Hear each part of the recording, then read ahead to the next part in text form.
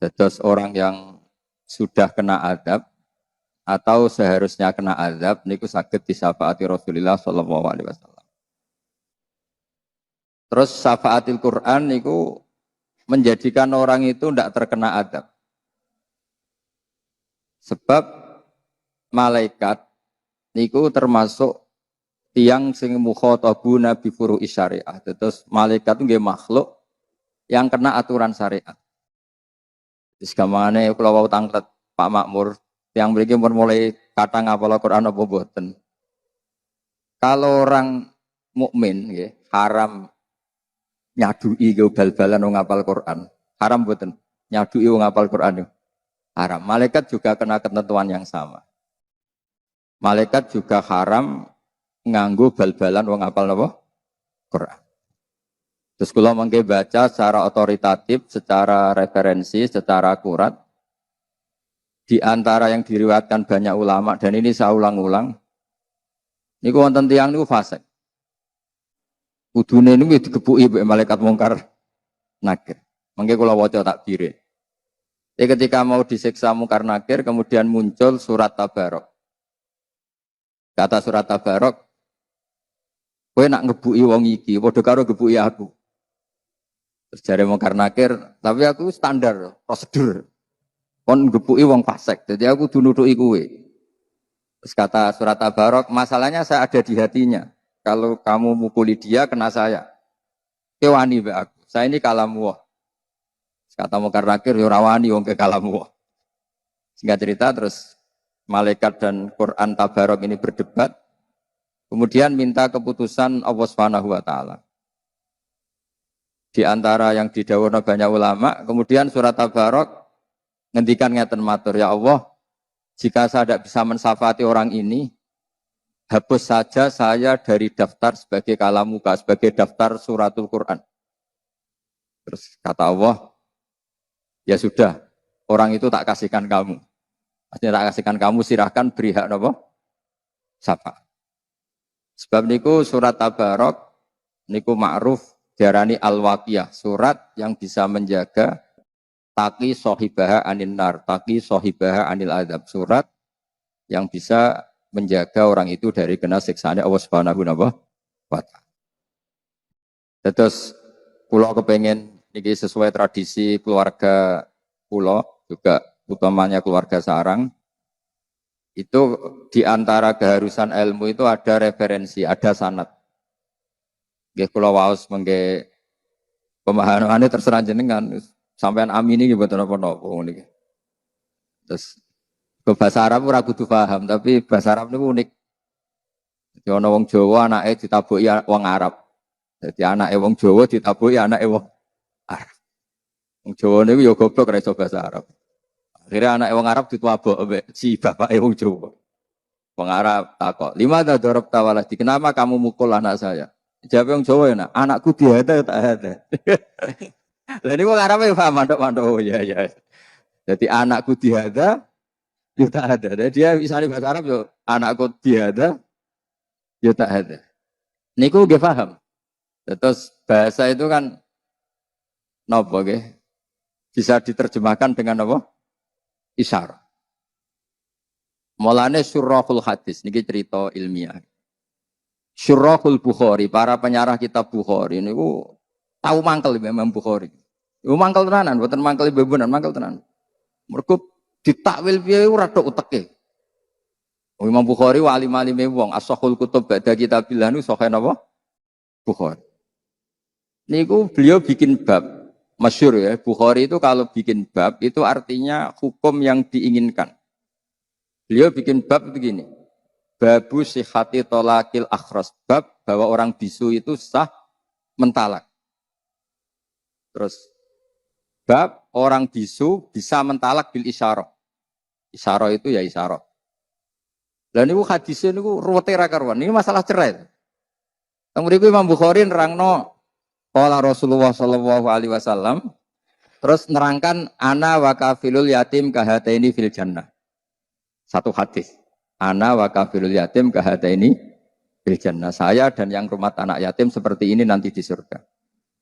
Setelah itu nerangkan lagi Asyahru hakadha wa hakadha wa hakadha. Berarti berapa? 30.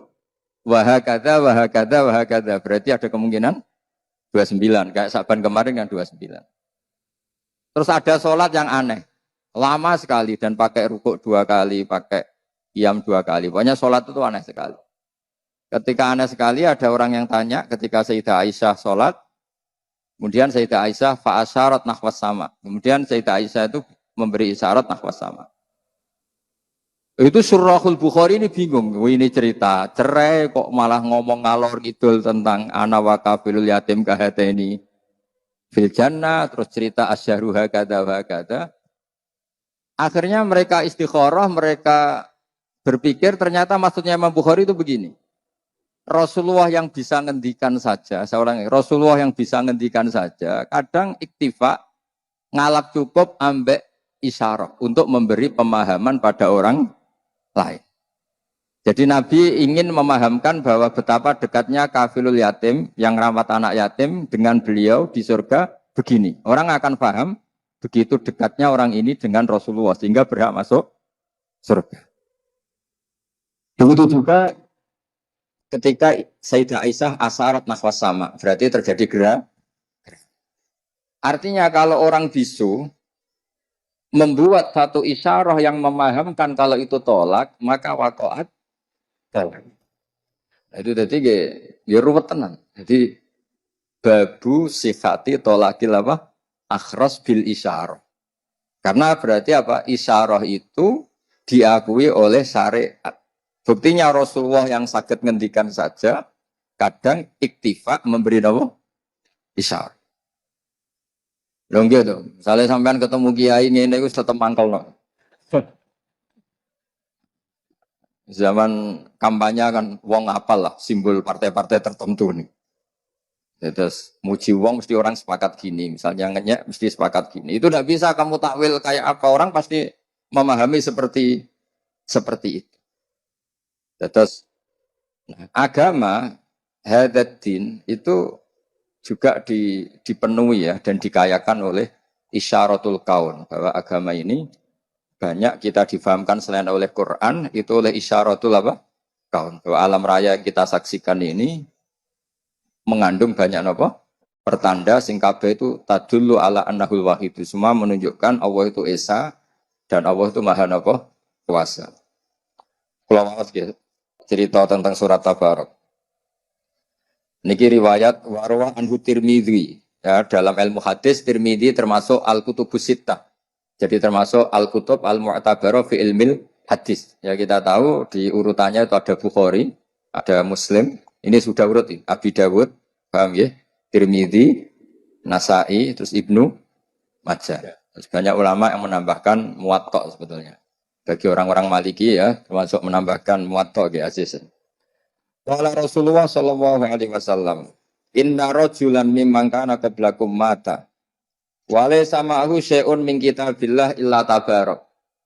Jadi dia meninggal dan yang dihafali Quran itu hanya surat Tabarak. Terus buatan apal 30 juz, ya alhamdulillah. Terus cukup Tabarak niku cukup. Nah ini nak 30 juz utek-utek sing pas-pasan kayak repot.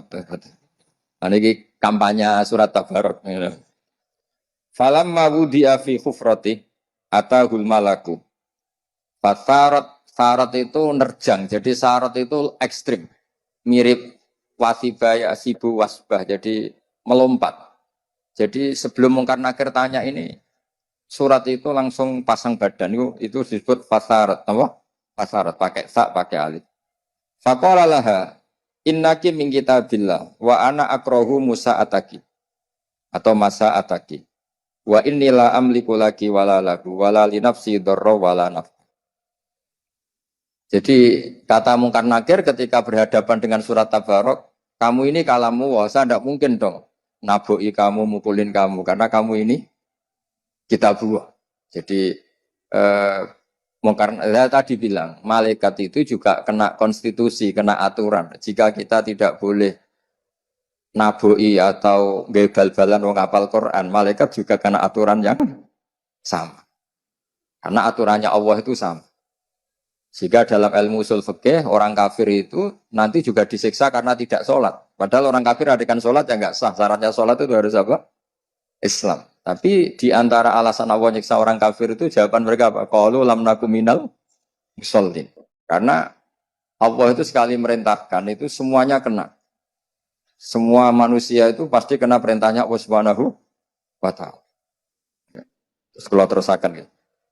Fantoliki ila Rabbi tabaraka wa ta'ala fasfa'ila.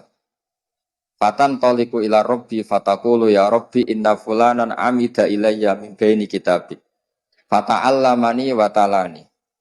Afatuhrikuhu anta binnar wa tu'adzibuhu wa ana fi jawfi. Ini dari kitab Ibnu Katsir juz 4 di pas surat Tabarak. Ya Allah, ini orang bersusah payah menghafalkan saya. Ini berita gembira untuk orang-orang yang rodok goblok. Karena susah payah. Kadang kula ya susah, kula ini termasuk cerdas. Jadi ngapal ora kangelan. Jadi kula kadang-kadang itu ya kalah mbek sampean. Ke syaratnya ngapal kudu napa? Kangelan. Iku ganjarane luwih gedhe. Kaya tai pegel iki mergo pegel.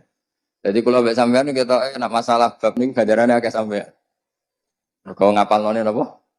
Kangelan. Tapi akhirnya akeh aku, wong aku kasih lapal tenan sampean kangelan tok rapal. Akhirnya akeh kula wong. Nah kan malaikat kan ngitungnya hasil akhir kasih lapal tamu kangelan tok. Mergo santri itu kadang kurang ajar. Tapi ya kurang ajar. Maca hadis man salaka tariqan yaltamisu fihi ilman sahala wa lahu tariqan ilal sing golek ilmu digampangno Gus warga. Jenengan gak mlebu hadis iku Gus, jenengan wis gak golek wis entuk. Wah, ribet deh. Jadi hadis itu untuk sing ijek golek ilmu. Jadi sing wis entuk ndak masuk hadis itu. Kalau gentenan jawab di banyak riwayat, bukan satu riwayat, di banyak riwayat itu wa innal alima la yastaghfiru lahu man fis samawati wa man fil ard hatta khitan fil bahr. Wong alim dijalukna sepura man fis samawati termasuk malaikat Jibril, malaikat hamalatul ars. Iku kabeh njaluk nyepurakno wong alim. Iku wong bodho ora ana riwayat. Angger ana riwayat wa innal jahil iku mesti hadis maudhu. Lane kula niku ya termasuk ya ora niat sombong. Kula niku termasuk mboten pati sering istighfar. Tapi mboten krana sombong, percaya istighfare malaikat. Dadi kula mboten krana sombong. Terus wong untuk fasilitas ora dinggo kan iman. Dadi wis tak nikmatin.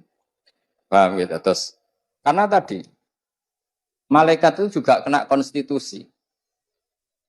Jika Allah menyuruh manusia hormat orang alim, malaikat juga kena khitab harus menghormati orang apa? Alim. Masyhur itu. Termasuk keramatnya para wali itu Imam Malik punya murid guru tauhid.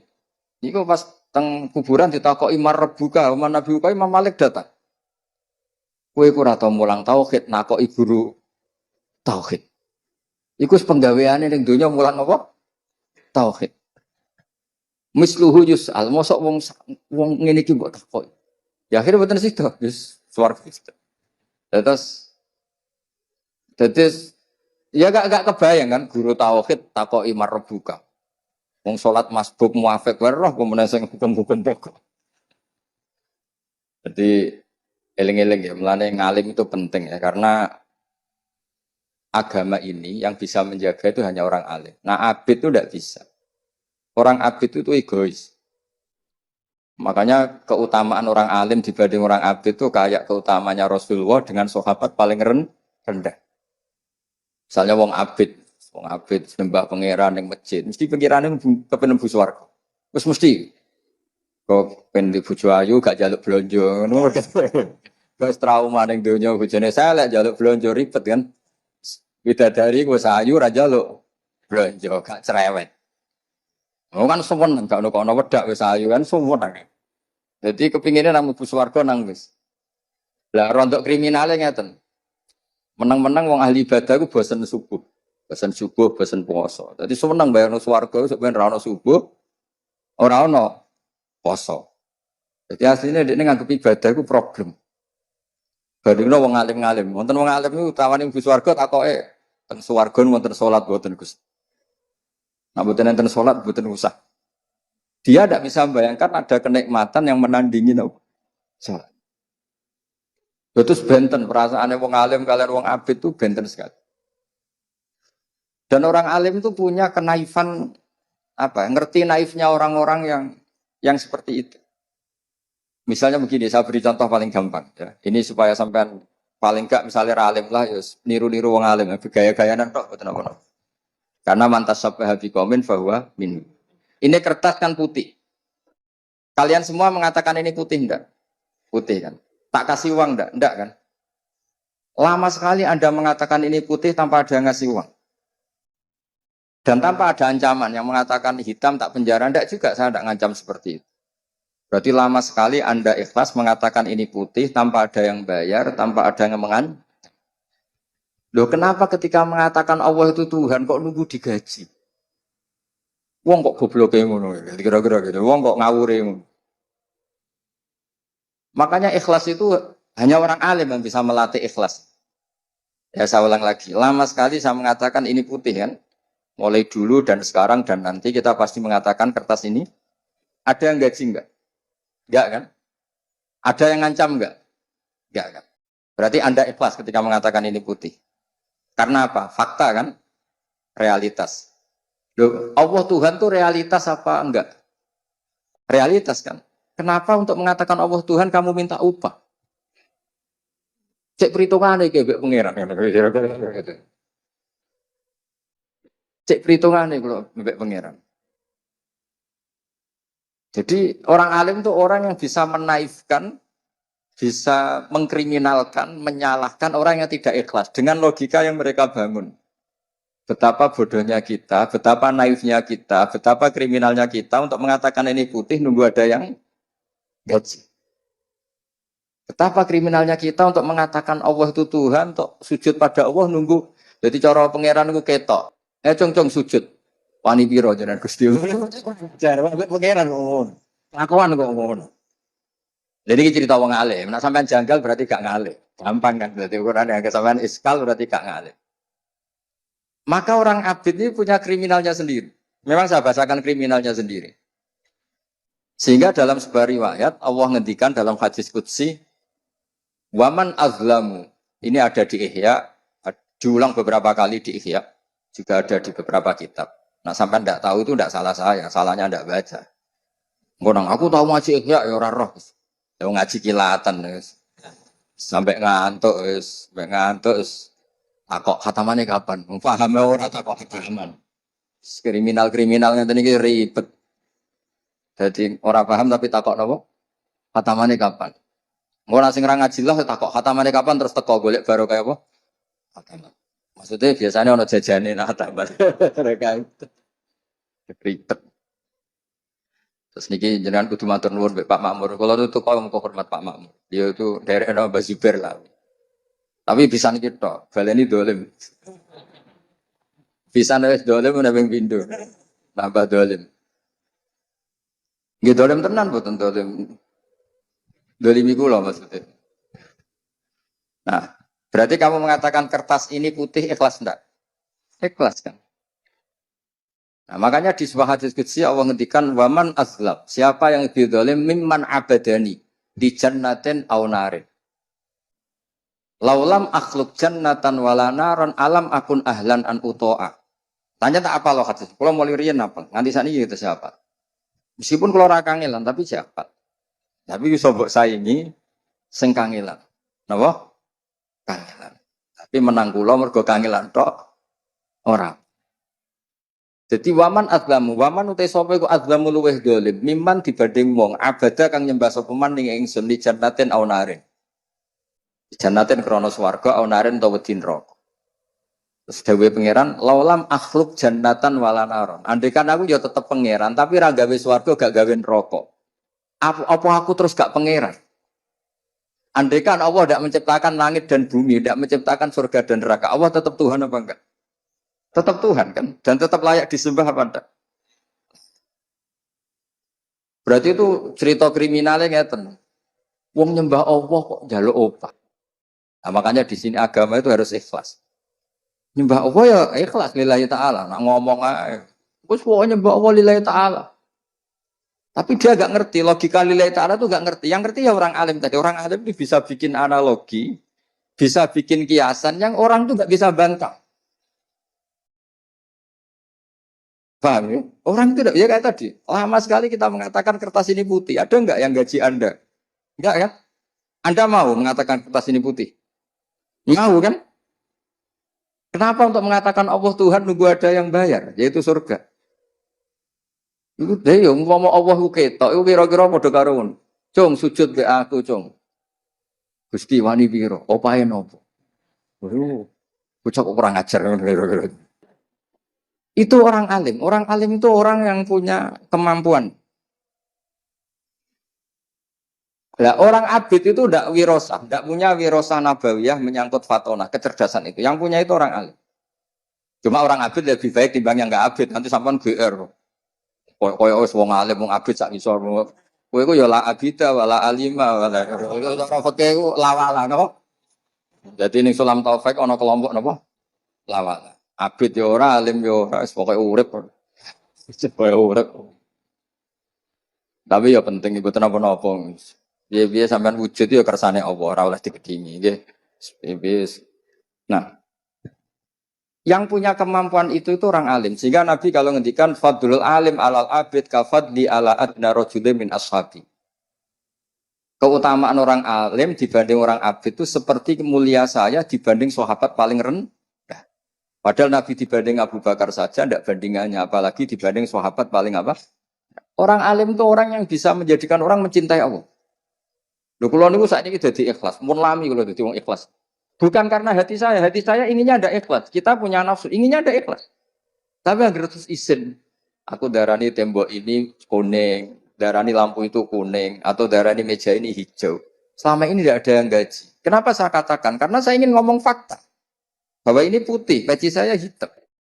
Selama ini saya ngomong fakta itu tidak ada yang gaji. Dan saya senang karena waras kan.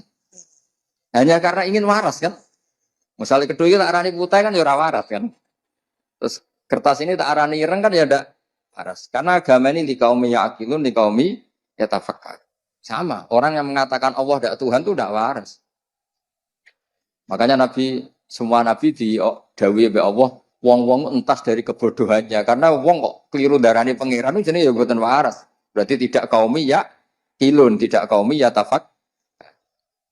Nah akhirnya kan meskipun hati kita ada ikhlas karena kita manusia banyak kepentingan, apalagi partai politik, wah itu tambah banyak lagi kan. Tapi kalau kita ngomong dengan akal, itu mesti jadi ikhlas karena tadi, ya Allah jenengan itu al-haq, jenengan itu Tuhan yang al-haq, memang nyata-nyata Tuhan. Kenapa sih ya Allah saya harus mengatakan kau Tuhan nunggu dikasih surga? Wong kula darani kertas putih mawon ana sing ngopahi purun. Akhirnya kan duwe izin. Ya duwe isin, akhirnya ya terus sesuai ikhlas. Siapa yang bisa melatih ikhlas? Lagi-lagi orang alim, karena punya analogi yang meruntuhkan semua akal ketidakwarasan kita. Nah itu wirosah nabawiyah, yaitu wirosah fatonatu Rasulillah Shallallahu Alaihi Wasallam, kecerdasan Nabi. Nabi itu kalau nerangkan orang supaya tidak syirik, tidak musyrik itu gampang sekali. Ada orang yang membandingkan Allah atau mensetarakan Lata Uzza dengan Allah atau mensetarakan makhluk dengan Allah. Itu Nabi kalau bikin contoh itu sederhana. Kalau kamu punya Innova atau Alphard atau HP lah, yang paling murah itu HP.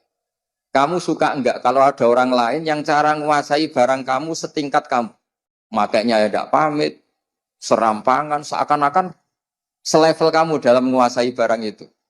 Kamu punya rumah, kemudian ada orang lain cara masuk rumah kamu, cara menggunakan fasilitas, apa saja gayanya kayak kamu.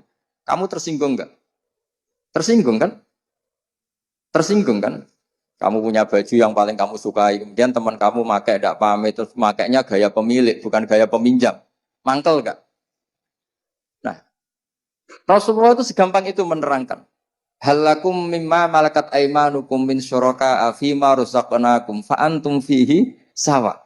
Takhafunahum kakhifatikum anfusakum. Kalian punya barang, kemudian ada orang lain yang enggak punya barang itu. Dan cara menggunakan barang itu sepersis kamu. Mau enggak kamu punya rival seperti itu? Ada orang sok-sokan memiliki barang kamu. Wah ya enggak mau ya Muhammad. Pas itu manggilnya masih ya Muhammad. Ya sudah, alam raya ini milik Allah, yang menciptakan Allah. Langit bumi penciptanya Allah. Kemudian kamu anggap Lata, Uzza, Fir'aun setingkat dengan Allah. Padahal tidak ikut mencipta. Itu fair dah. Yang beli Innova itu kamu, sing direwangi Adol Tegal itu kamu, direwangi merantau di Malaysia kamu. Kemudian ada orang lain yang cara makainya setara dengan kamu. Gak pamit nganggo saya naik mangkel enggak. Akhirnya orang ya sudah ya Muhammad ya Rasulullah, setelah Islam mereka bilang ya Rasulullah, enggak mungkin lah Allah itu la syarikalah, enggak mungkin Allah itu lahu syarik. Allah la syarik. Jadi al-malik bisyai mesti mutakhassisun bi. Orang yang memiliki sesuatu itu yang paling spesial dengan sesuatu itu. Waduh al-khaliq li hadzal alam mesti mutakhassisun bi hadzal alam. Jadi Nabi itu segampang itu. Nah sekarang kita ini kehilangan fatona, kehilangan kecerdasan untuk memberi penjelasan. Misalnya ngancam rokok, gak anut kualat, gak anut neraka. Jadi itu siji yo tegas nomor loro ya rawat iso ngaji. Jadi itu kayak tidak seperti itu dulu, tidak seperti itu. Contoh kedua, banyak orang yang menuhankan banyak makhluk. Dan mereka cara berpikir, saya berkali-kali ngulang dalam semua pengajian saya. Aja'alal alihata ilaha wahida innaha adalah syai'un ujab. Dulu orang kafir cara berpikir, Muhammad, problem kita ini banyak. Masa Tuhannya satu? Karena dari dulu orang Arab menganggap Tuhan itu solusi. Masa problem kita banyak, kemudian Tuhan satu. Berarti apa? Problem banyak, kemudian solusinya satu. Makanya mereka iskal, janggal, aja'alal alihata ilaha wahida innaha adalah syai'un ujab. Itu logika yang terbangun. Tapi Rasulullah cara menjelaskan itu gampang sekali. Kalau kamu jadi buruh, punya majikan banyak, perintahnya beda-beda, instruksinya beda-beda, dan kalau nggak kamu turuti marah semua. Ya seperti orang jadi pembantu di rumah tangga. Sing lanang misalnya ngongkon ngumbah mobil, sing wedok ngongkon nyapu misalnya. Nanti anaknya ngongkon ngecasno HP. Kowe jadi buruh kan yo bingung, kakean apa? Majikan. Terus kalau kamu jadi buruh, kemudian majikannya banyak, perintahnya beda-beda, kamu suka mana dengan punya majikan satu? Ya suka satu ya Muhammad. Mereka belum Islam maksudnya. Ya sudah seperti itu. Fawwahu sayyidukum wa maulakum. Allah itu tuan kamu. Kalau Tuhan banyak nanti kamu bingung, perintahnya beda-beda, semuanya ngancam kamu masuk neraka, pusing kamu. Segampang itu Nabi membuat penjelasan. Dorobawu apa masalah rajulan fihi syuraka'u mutasyakisuna wa rajulan salamal lirajul. Jadi kalau suwun lah, tradisi-tradisi ngapalkan Quran nanti yang sudah hafal dibantu yang alumni pondok-pondok kita karena kita tidak pernah sempurna nama manusia. Tapi nggak boleh orang itu tidak hafal Quran. Jadi ada yang hafal lafadznya, ada yang hafal maknanya, ada yang hafal semangat hukumnya karena makna hafal itu umum. Tapi apapun itu kita harus ingat. Apa Quran itu melatih kecerdasan. Apa melatih apa? Kecerdasan. Ya itu tadi. Kalau kamu tidak ikhlas, itu mungkin karena kita punya nafsu, pasti sering tidak ikhlas. Tapi logika kita akan menolak ketidakikhlasan itu. Karena setelah kita dipermalukan dengan logika tadi, kita lama sekali mengatakan kertas putih itu tidak ada yang gaji. Toh tetap mengatakan itu putih. Karena apa? Fakta kan? Nah sekarang Allah itu Tuhan itu fakta apa enggak? Kenapa untuk mengatakan Allah Tuhan nunggu digaji surga? Nah lepas dari kita tetap enggak ikhlas, ini serabakan soleh. Tapi kan izin.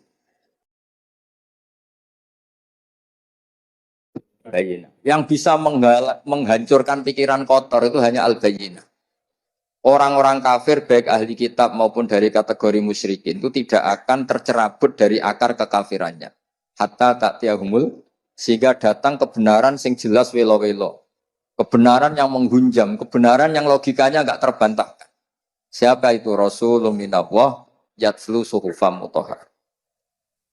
Nah, Islam itu datang dengan logika yang enggak terbantahkan. Kayak tadi misalnya ada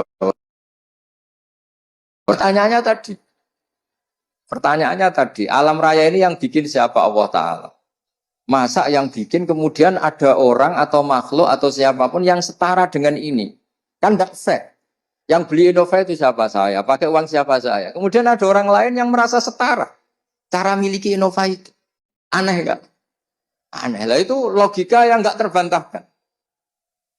Sehingga saking kuatnya logika itu, orang-orang kafir yang musyrik maupun ahli kitab infikak an akidatihim al khoti'ah atau al muzillah. Pokoknya mereka bisa tercerabut dari akar kesalahan. Karena ada kekuatan apa? Bayinah. Nah kita ini sudah kehilangan banyak kemampuan berargumentasi. Makanya di antara diskusi ini orang melatih logika. Kenapa melatih apa? Logika. Hatta ta'tiyahumul bayinah itu siapa? Rasulun minallah yatslu subhamuta. Ya, jadi apal surat Tabarok, logikanya tadi. Kalau kamu apal Tabarok, syukur-syukur apal Quran, berarti kamu membawa sesuatu dan menyatu dengan sesuatu yang enggak layak kena azab. Makanya dari riwayat Inna wa ta'ala lam yu'adzib qalban wa al-Quran. Allah tidak akan menyiksa hati yang di situ ada apa? Quran. Karena malaikat juga kena aturan kan. Mosok ngapal Quran duduk bal-balan malaikat. Bangunnya malaikatnya gak tahu ngaji fikih. Wa yahrumu idza'u ahlil Quran. Engko wacana takbir iku nak pancen napa? Lah repote ngeten, hafid diwisuda jebule bareng disadui malaikat diprotes. Kok niku hafid jenengan sadui? Wis tak tes jebule lali kabeh. Lah iku hafid wisuda berarti buatan hafid hakikatan. Hafid hakikatan ya sampai ila wafati. Udah ya sementing togane ambek ning panggung. Ya kadang ya hafal tenan, kadang ya ora pancen. Tapi apapun itu misalnya belum hafal betul ya masih bisa dilanjut karena belajar itu tidak ada apa habis. Ya terus kalau kepengen terus no. Fa in kunta fa'ilan daka famkuni min kitabik. Kalau engkau ya Allah tidak memberi hak syafaat ke saya, maka sebaiknya saya tidak usah sebagai kitabuka. Famkuni min kitabik. Saya hapus sebagai surat Quran. Jadi gamane cara surat Tabarok, Gusti kula sebagai surat itu ya duwe gengsi, diutang jasa. Ini orang kangelan ngapalno aku tiap malam lah. Makanya saya agak susah karena ada rontok kangelan barang ribet ya.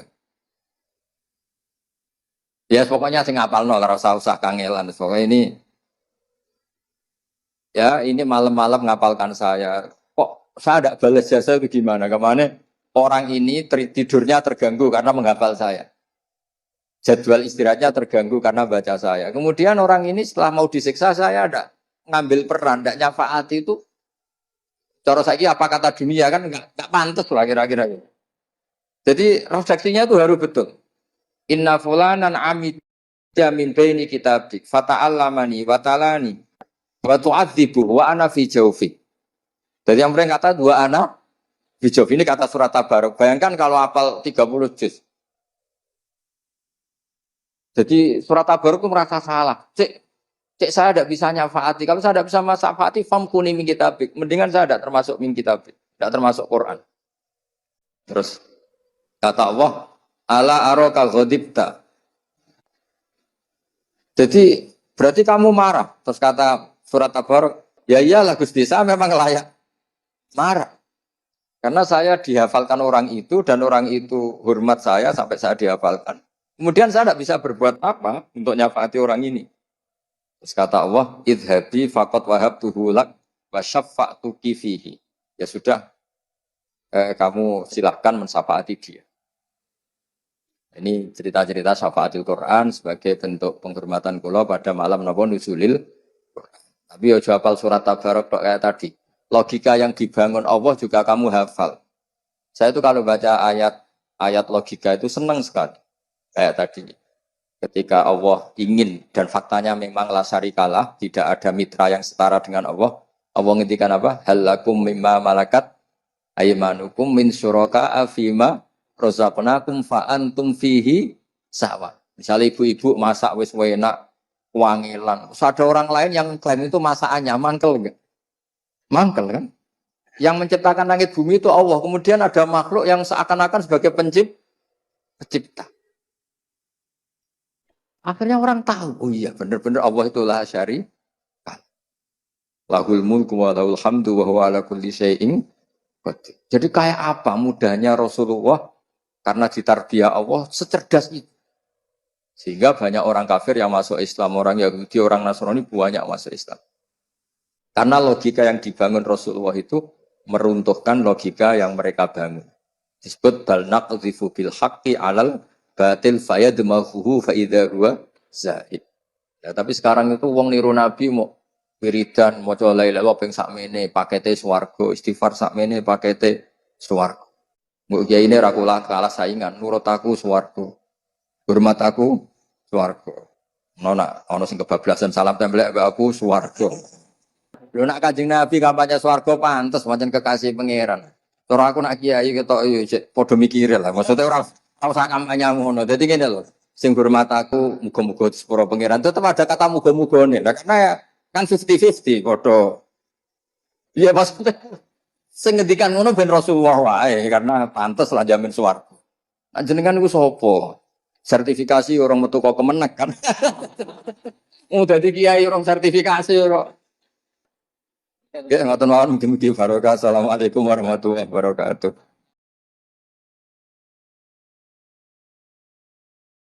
Sebab itu kula cenderung cerita nu paling seneng cerita wali. Kira dikepenak. Jadi dulu itu terkenal cerita ini yang paling terkenal di Jawa Timur.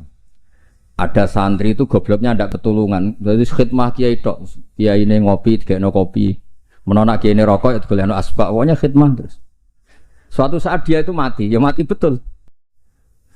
Ketika ditanya sama Mungkar Nakir marbuka, malaikatnya ditertawain.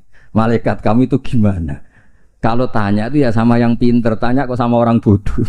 Saya ini nggak pernah ngaji, hanya khidmah. Terus, lah yang pinter siapa? Itu yang di atas, maksudnya kiainya itu. Jadi malaikat dianggap gak profesional, wong bodoh kok ditakoi. Ini bisa dipakai, bisa dipraktekkan.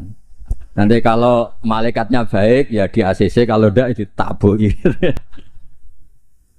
Jadi malaikat itu juga harus dimengertikan. Di mana-mana tanya itu sama orang pinter, jangan tanya orang. Akhirnya terus karena kiainya ini kasyaf,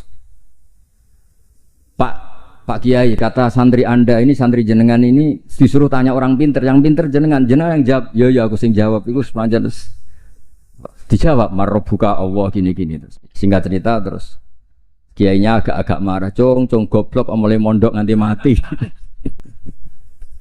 Nah ini cerita ini guyon tapi penting. Karena kalau kita nanti masuk surga itu ngandalkan syafaat Rasulullah Shallallahu Alaihi Wasallam. Kalau amal kita tidak cukup, amal pidato itu disangoni, itu serawan masalah. Tahlil nangis sebenarnya di depan umum. Neng omah ya rapati iso nangis. Ngaji semangat ya nak didelok wong ngene-ngene iki. Ngaji ning omah ngontak ngantuk. Enggak meyakinkan. Amal kita semua ini tidak meyakinkan. Yang meyakinkan itu syafaat Rasulullah Shallallahu Alaihi Wasallam. Dan syafaat Rasulullah ini supaya Nabi itu tidak capek-capek, ini harus didelegasikan ke kiai-kiai, karena banyak kiai yang mengatakan saya itu tidak yakin bisa nyafaati. Timbang Nabi repot-repot moro mriki kan ya mendingan dipasrah-pasrah wong kene lah. Ya ada kiai yang cara berpikir begitu. Tapi itu bukan guyon, memang secara sanad seperti itu. Masyhur di kitab Syafa'ah. Di kitab Syafa'ah itu ketika Allah memanggil semua nabi dan ada kursi di surga, hanya Nabi yang enggak masuk. Itu bisa dilihat di kitabnya Sayyid Muhammad, Mafahim Yajibu Antusoha. Ketika Allah tanya, mana Habibi Muhammad? Beliau tidak mau masuk, kata nabi-nabi yang lain. Kenapa tidak mau masuk?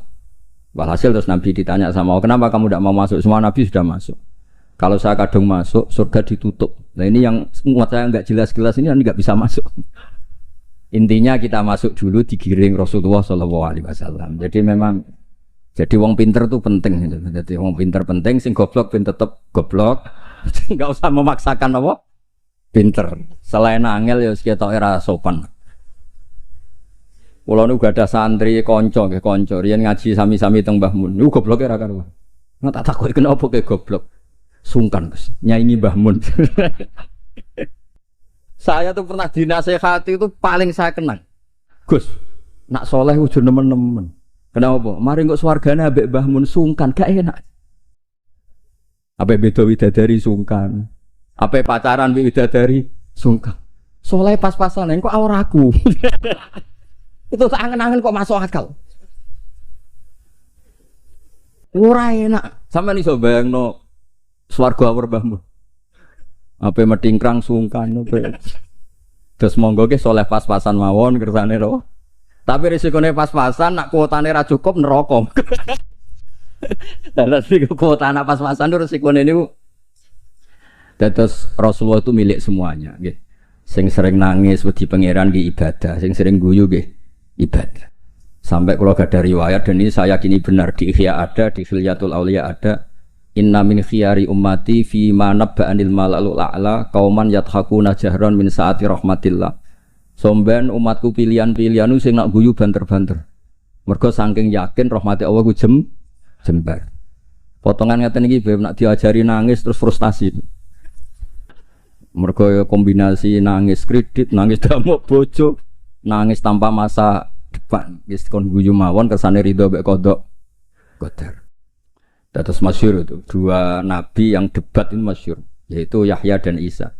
Yang satu sering merengut mikir akhirat, digojlok sama yang sering guyu. Mali aroka abisan ka'annaka taqnatu min rahmatillah. Kowe kok merengut kaya ora ana rahmate pangeran. Embo yo guyu bareng. Terus sing sitok gojlok, mali aroka dohikan ka'annaka ta'manu min makrillah. Kowe guyu kaya ora ana adab kae. Lah alhamdulillah mate nabi niku mun saged sedanten beb. Guyu nggih saged, nangis nggih saged. Berarti yo niru Nabi Yahya, niru Nabi Isa. Cuma kok ora perkara iku, perkara jagone menang. Arab Saudi menang guyu kabeh. Barang saiki kalah terus nangis kabeh. Lah nek guyune wong saleh-saleh kados kula krana wedi pangeran.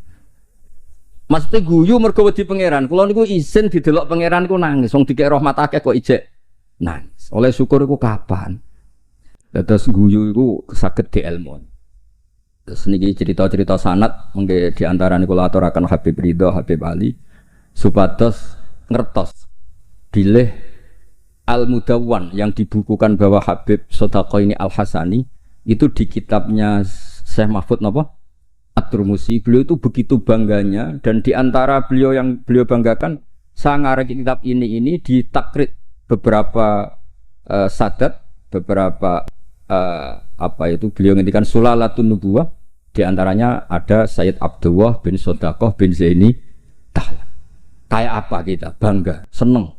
Misalnya saya muridnya Mbah Mun tentu ngaji sama Mbah Karim, juga ngaji sama beberapa gurunya termasuk abahnya sendiri Mbah Zubair. Mbah Zubair dulu ngaji di Mekah termasuk ketemu Syekh Hasan Masyad, ketemu macam-macam lah. Ketemu Syekh Said Al-Yamani, ketemu macam-macam dan semuanya sampai ke Sayyid Ahmad Zaini Tahlan yang tadi diterangkan saudaranya Syekh Sodaqah, Sayyid Sodaqah. Tapi memang menyangkut tasamuh nama itu memang di Jawa umumnya meskipun kiai yang tahu itu biasanya tasamuh. Karena kalau ada orang mirip itu dipanggil mbahnya. Dulu saya ngaji di Sarang, saya ini punya mbah namanya Ki Siddiq. Beberapa kiai manggil saya juga Siddiq.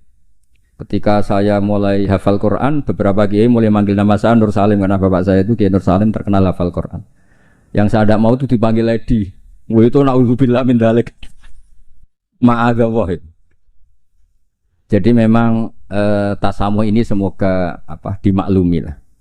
Karena memang seperti Gus Idror ketika ngaji di Sayyid Ahmad juga dipanggil Maimun Shaghir. Tapi saya yakin pembenaran Habib Ali tadi memang kita butuhkan, memang benar-benar kita terima kasih. Karena memang harus ada bedanya adat Jawa dan Arab. Kalau di Arab memang Ahmad itu nama bin Zaini Tahlan. Kalau di Jawa itu Ahmad itu nama tambahan. Jadi satu orang, saya namanya Ahmad Bahuddin ya satu orang. Kalau di Arab Ahmad cukup, Muhammad cukup. Makanya kalau di adat Habib orang Jawa itu bingung Muhammad bin Ali bin Ahmad bin Ali. Kadang Muhammad bin Muhammad sampai beberapa kali. Makanya dulu kalau di Israel itu kalau ada orang namanya Muhammad bin Ahmad bin Muhammad, kamu mempermainkan saya ya karena jenenge mau dibolak-balik. Padahal memang di beberapa adat begitu. Imam Ghazali berapa kali kata Muhammad itu?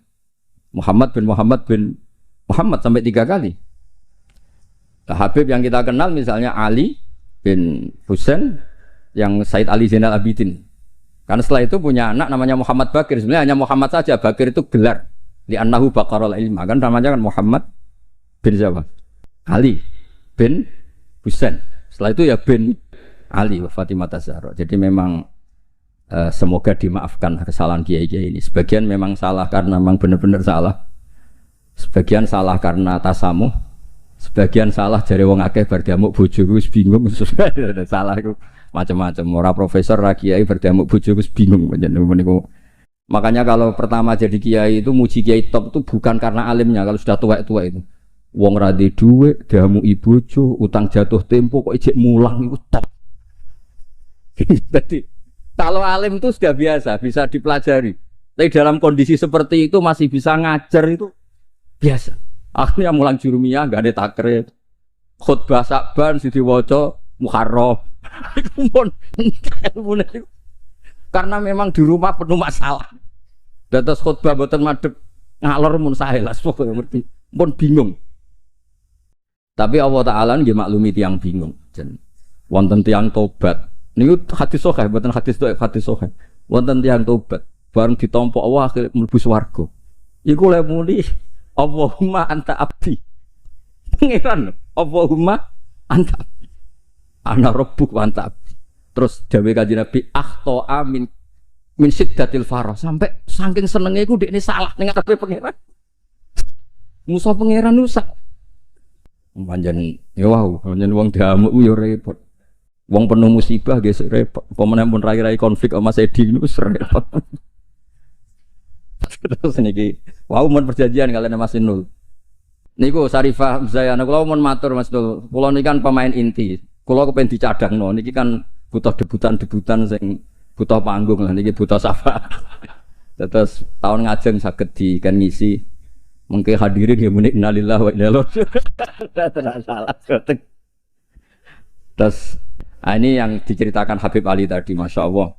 Memang ini saya bacakan biar dapat barokahnya Habib Haidar. Ini tulisan orisinil Habib Haidar bin Hasan bin Sutaqo bin Zaini Tahlan. Ayyuhal qari as'adakumullah. Ini apa? Kata pengantar beliau ketika nulis manaqibnya Sayyid Hamzah Shatoh. Laqad alqaitu manaqibat Sayyid Hamzah Shatoh rahimahullah miraron bunasabati yaumi wafati fi jama'atin azimah minan nas. Waqad sa'alani katsirun min talabati wa asdiqaihim minal ulama an aktuba risalatan fi manaqibi rahimahullah wa tutba umarratan bata ukhra liyakuna huwa qudwatan wa uswatan li syubbanil yaum. Fa waqa fi qalbi luzumu ijabati hadha su'al hasba taqati. Wa inni ta'araftu bi anna tilka risalah lam tusaf bil kamal wa lam tuwaffi bi jami'i manaqibi Sayyid Hamzah Shatoh wa khisalih al-karimah. Wa lam taqirra uyunun nadhirina ilaiha likillati bidu'ati. Atau walam tukirra uyunan nadhirina ilaihi likillati bidu'ati. Intinya itu dengan bahasa Arab seperti ini betapa kita membayangkan kealiman Sayyid Haidar. Beliau pakai lughatil fusha, beliau begitu fasih. Dan keluarga kami kenal sekali sama Habib Haidar karena Sayyid Hamzah Shatoh itu teman akrabnya buyut saya namanya Badur Rahman. Itu akrab sekali sama Sayyid Hamzah.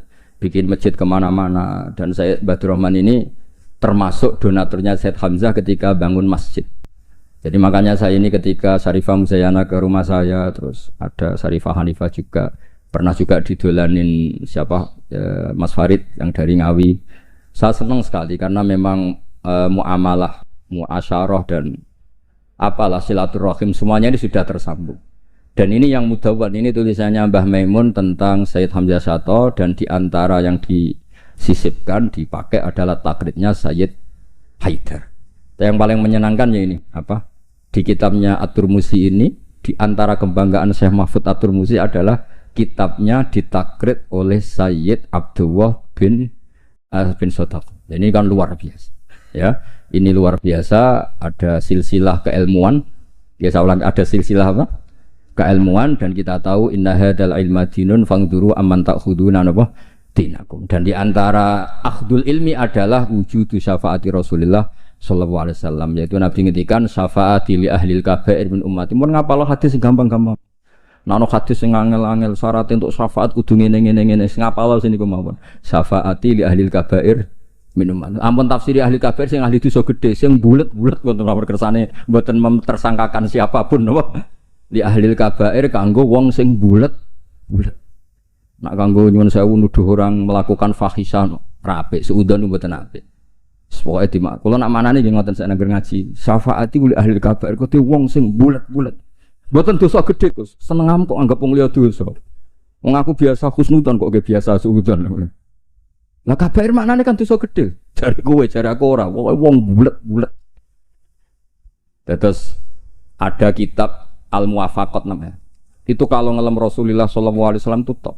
Di antara pujiannya adalah disebut Ja'a bimillatin hanifiyah. Nabi ini membawa millah hanifiyah. Dan di antara beliau nyifati itu nyifati ya. Agama ini hadhil millah terus taquduhum jami'an terus sampai memuji dan hadhil millah ini menguntungkan muti'an wa asiyah. Orang yang taat ya diuntungkan hadhil millah yaitu surga biwiri napa? Hisab. Yang wa asiyan juga diuntungkan hadhil millah karena yang asiyan pun sama Rasulullah dingendikani syafaat li ahlil kabair min umat. Bahkan Allah piyambak ngendikan kul ya ibadiyalladzina asrafu ala anfusihim la taqnatu mir rahmatillah. Jadi yang ahlul taah ya difasilitasi, bahkan ahlul isyan pun difasilitasi syafaat. Lho soal perilaku ya nek iso aja salah. Tapi ora usah dilarang ya wis salah, ora usah dingokon ya wis salah.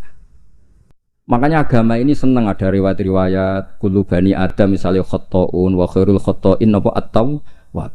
Agama ini fasilitasi semua mutian wasi. Terus fasilitasi lagi orang-orang yang fahiman wa ghobiyah. Wong sing cerdas lan sing goblok. Sing goblok wis sing cerdas ora kula nggih sami. Syekh Abdul Qadir fil jannah. Mergo wali sultanul ulama. Mengke pengumuman kedua sampean teni. Waman ahabbahu ya fil jannah. Sampean mau urung ngaco tok. Kula Gusti kula mau modal waman ahabbahu ya taqolal. Wau mangke manaken sing waca Said Ridho. Sing tau teko ning madrasahku pisan tok. Ora usah sering seko pisan nek bisa. Iku untuk rahmati pangeran. Padahal kene manakipan ra ketung. Wong pancen ora teko rugi ra entuk pitik tapi soal niate urusan masing-masing ya. Tapi yang penting niku bukti mahabbah nih Abdul Qadir napa Al-Jilani. Mulane kula suwun sakwise niki nak manakipan eling Abdul Qadir wong alim. Aja eling bentuk pitike, paham nggih? Niki kersane ditobati pangeran. Jadi sesuatu itu pasti akan ada momennya, ada pembenarnya. Disebut kalau dalam fikih muqtadul hal. Saya masih ingat beberapa cerita lesan. Dulu perang itu harusnya 7 November. Bung Tomo datang ke Mbah Hashim. Tapi kata Mbah Hashim jangan gitu. Kiai bagian nyeblokno pesawat urung teko. Walhasil nunggu Ki Abbas dari Buntet Pak Kapolres itu doanya spesial untuk menjatuhkan apa? Pesawat. Saya kebetulan banyak kenal sama cucu-cucu Ki Abbas Buntet. Tanggal 10 datang terus perang dimulai. Dan itu menjadi perang sejarah karena jenderal dari Belanda ya, dari Inggris ya. Itu sampai meninggal. Jadi siapa Malabi ya? Jadi intinya Anda jangan berpikir bahwa negara ini didirikan hanya oleh umarok. Bahkan sebelum ada negara yang sudah ada itu ulama. Dulu para wali songo sampai para kiai era kemerdekaan itu sudah membentuk satu komunitas. Di situ ada ketua pondok, ada bendahara, ada macam-macam. Sehingga kiailah yang bisa menggerakkan publik untuk melawan Belanda. Karena kiai ini juga yang megang otoritas publik. Ketika seorang Basim Asy'ari memfatwakan jihad itu fardhu ain, maka semua orang berpikir harus jihad melawan kehadiran Belanda atau penjajah mana saja. Tapi itu satu sisi ya. Di sisi yang lain, bahasa Arab itu ada sisi uniknya. Kalau menamai penjajah itu musta'marin atau al-isti'mar. Isti'mar itu meramaikan dunia. Karena memang bangsa kita dulu itu ya aneh. Tapi nak sampean ngrasani teman-teman ya kualat itu babai jenengan. Kita ini dulu memang ya agak aneh. Belanda itu sudah penjajah tapi sama buyut-buyut kita dipanggil Doro. Bisa kamu bayangkan kiai saat itu untuk mengingatkan masyarakat pentingnya melawan Belanda. Wong manggil Belanda saja Doro tuan. Terus kemudian kita berfatwa melawan Doronya. Jadi benahi ilmunya saja wis sak penggawean kira-kira. Jadi ngelola orang bodoh itu ya kangelan. Enggak dikelola itu bangsa kita, dikelola itu ya rodok geblok banget. Wong ngundang penjajah apa? Doro. Jadi itu PR besar. Tapi kiai itu punya seni untuk memberi penjelasan.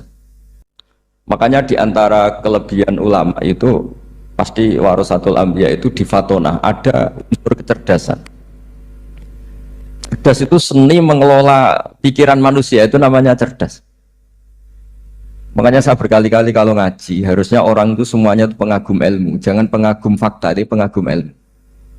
Ya saya berkali-kali mencontohkan, kalau Anda suami yang miskin, nggak punya uang, terus pulang dimarahin istri karena nggak punya uang atau kerja tidak sukses, harusnya kamu bangga. Anda juga kan yang berteori kalau suami nggak becus itu pasti dimarahin. Nah, ketika menjadi fakta harusnya Anda syukur bahwa ilmu Anda itu benar. Jadi pas istri marah, wah, alhamdulillah ternyata teori saya ini benar. Ini lucu kan, teori Anda mengatakan demikian, tapi pas menjadi fakta Anda tidak siap. Nah, begitu juga menyangkut penjajah. Belanda itu sudah maju, Eropa sudah maju. Di mana-mana terbelakang itu menjadi objek penjajahan. Di mana-mana yang terpelajar itu posisi menjajah. Sehingga ulama berpikir bahwa awal dari kemerdekaan adalah mengertikan yang tidak ngerti. Karena teori penjajahan pasti gitu, yang tahu menjajah yang tidak tahu, yang sudah modern menjajah yang belum modern dan seterusnya. Makanya awwalu hadad din itu al-ilmu. Makanya nomor satu itu ilmu, pengetahuan. Di sini pentingnya sampai Islam mewajibkan thalabul ilmi fardhatun ala kulli muslimin. Karena tadi bisa kamu bayangkan 350 tahun dijajah Belanda, kita manggil mereka itu doro atau tuan. Kayak apa? Susahnya menggerakkan masyarakat yang cara pandang masih demikian. Lah kiai-kiai pada berontak dibikinkan masjid di alun-alun, diberi otoritas beragama sehingga dikira Belanda ini baik.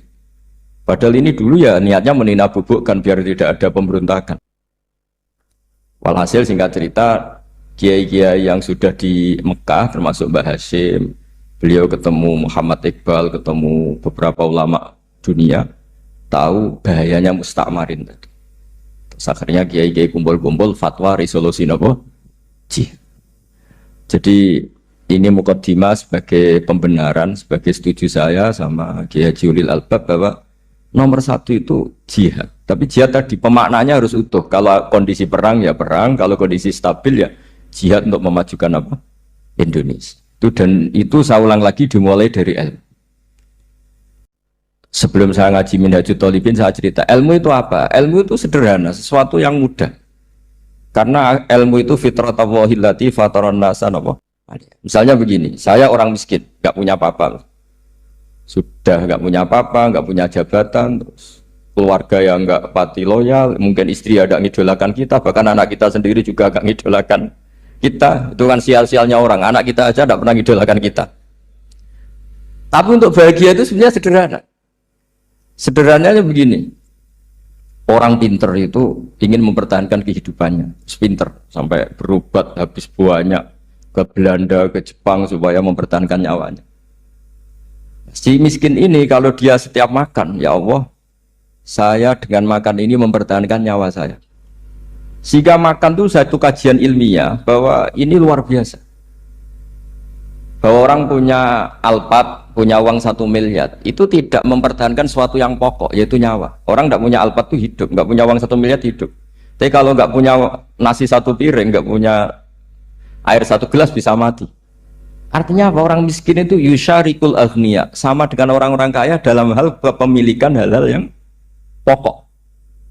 Tapi kadang-kadang orang miskin itu ya nyon sewu agak belagu, sudah miskin ingin punya Alphard, sudah miskin ingin punya uang, ya dia tersiksa. Harusnya cara berpikir nggak punya Alphard tuh masih hidup, nggak punya uang 1 miliar masih hidup. Yang punya Alphard hidupnya juga pakai nasi 1 piring, yang punya uang 1 miliar juga pakai nasi. Ya kalau itu kan sama, saya punya. Kalau gitu kan bisa miskin rasa kaya. Itu memang harus dilatih. Nah, kalau orang kaya kan rumahnya banyak di mana-mana. Memangnya kalau rumahnya banyak di mana-mana terus tidur di sini 1 jam, di rumah itu 1 jam, malah nggak bisa tidur kan? Tetap aja yang dipakai 1 kamar. Itu gunanya apa punya rumah banyak? Setidaknya zaman miskin itu dia berpikir gunanya apa punya rumah banyak untuk dipakai ya hanya 1. Meskipun suatu saat kalau dia kaya juga berpikirnya agak rubah.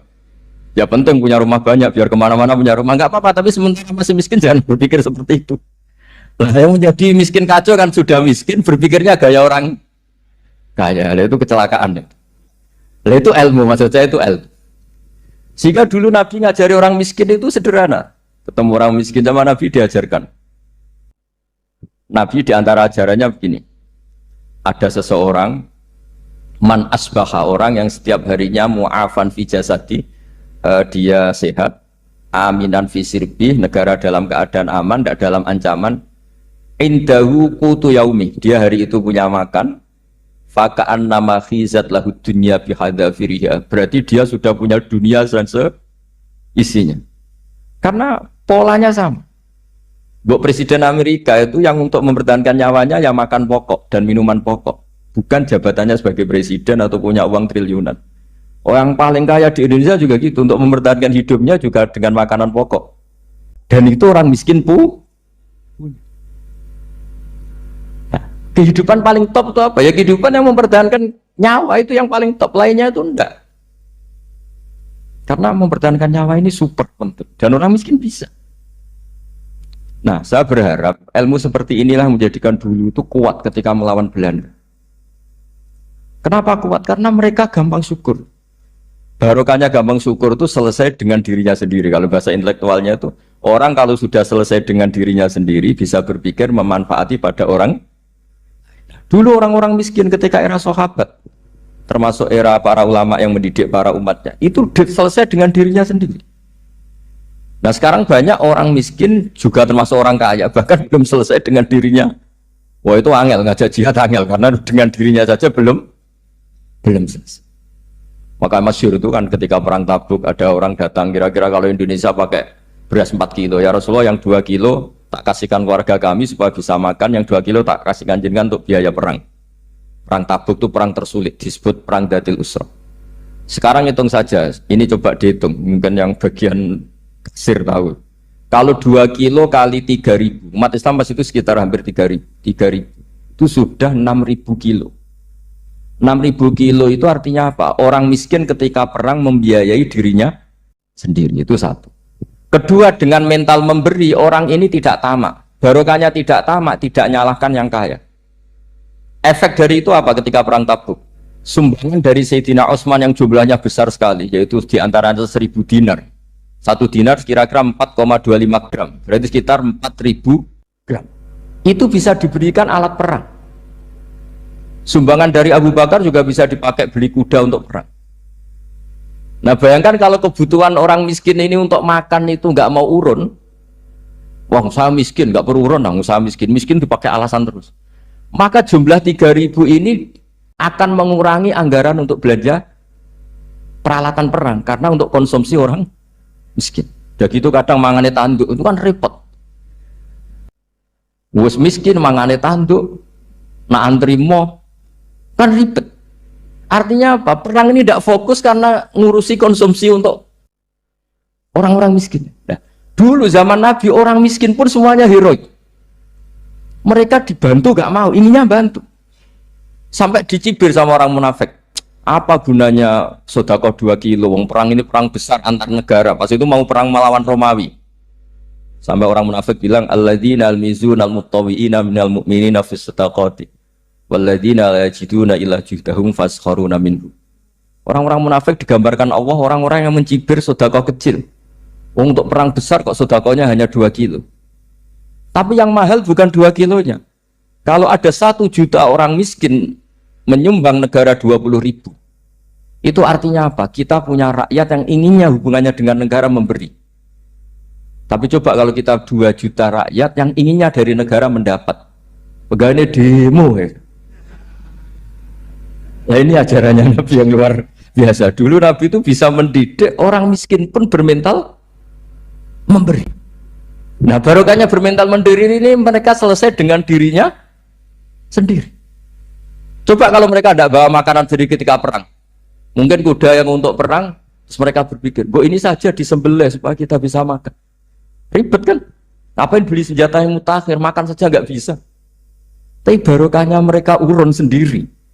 Mereka selesai dengan dirinya sendiri. Ini hebatnya didikan Rasulullah Shallallahu Alaihi Wasallam. Lalu dulu Mbah Hashim dan kawan-kawan itu berhasil mendidik seperti itu.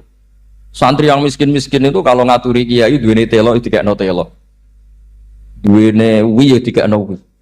Jika kiai sing wis mapan-mapan, misalnya kados kula wonten kan mun setengah mapan, ya akhirnya yo iso mangan wi. Jebule wi ku yo enak. Santri yo seneng mergo kiai ini seneng pancen wis suwi mangan pizza misalnya. Ya tapi nak sing melarat terus aku melarat kiai tak kei wi mosok doyan. Wis melarat medhit di alasan kan ribet kan.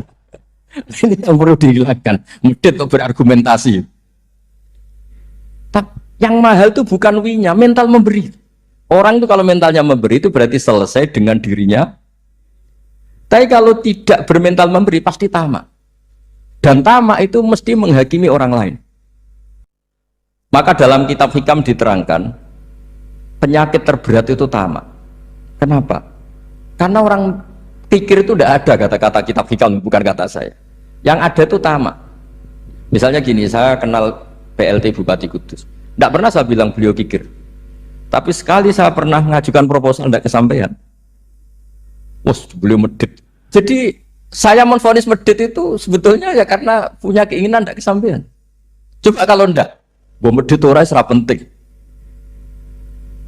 Misalnya anak-anak muda sama orang-orang cantik di Jakarta, pernah nggak kamu bilang itu sombong enggak kan? Setelah kamu bilang, Mbak aku ingin kenalan Mbak sampean, terus dia agak mau, baru kamu bilang sombong karena keinginan kamu enggak. Nah, bayangkan kalau orang bermental tomak, kayak apa bangsa ini? Nah, sahabat itu dididik oleh Nabi, tomak itu selesai karena keinginan mereka memberi. Sehingga Indonesia bisa merdeka begini itu barokahnya didikan ulama, semuanya ingin memberi. Dulu belum ada negara, tentara-tentara kemerdekaan kalau di kampung-kampung itu ya dibiayai donatur-donatur. Termasuk bahasa saya, Bu itu saya dulu. Bu itu berapa ton aja beras untuk pasukan Hizbullah, pasukan TNI. Di Aceh ada Dawud berih, ada yang baca berueh. Jadi baca aja kayak kira asap ada yang berih, ada berueh, saya juga gak tahu. Orang Aceh kalau baca berih, nyumbang berapa emas untuk kemerdekaan Indonesia. Yang Kesultanan Jogja Legowo. Jogja tidak lagi negara tapi diberikan bagian dari Indonesia dan seterusnya. Nah, jadi semua ini barokahnya didikan Rasulullah SAW yang diteruskan para ulamanya bahwa nomor satu didik masyarakat itu bermental memberi. Dengan bermental memberi apapun kecilnya ini selesai dengan dirinya sendiri. Itu kalau sampean nggak punya mental memberi nanti pulang dari Pemda, acara ini kabupaten berkata ini ribet gitu. Awas itu, bar ngaji langsung lali berarti sampai. Sudah kalau nggak urun ini sudah luar biasa, nggak urun untuk berkat itu sudah luar biasa. Jadi itu yang makanya Nabi itu Quran dimulai wa mimma razaqnahum apa yunfikun. Quran mengajarkan bermental memberi yunfikun. Nabi berkali-kali ngulang al yadul ulya khairum al yadis sufla. Dan memberi itu tidak harus nunggu kaya. Gambarannya Quran tentang orang baik itu gimana? Alladzina yunfikuna fis sarra wadorro, bukan fisarro saja, ketika wadorro juga. Saya pernah guyon sama orang kaya di Jakarta, dia uangnya miliaran, mungkin malah triliun.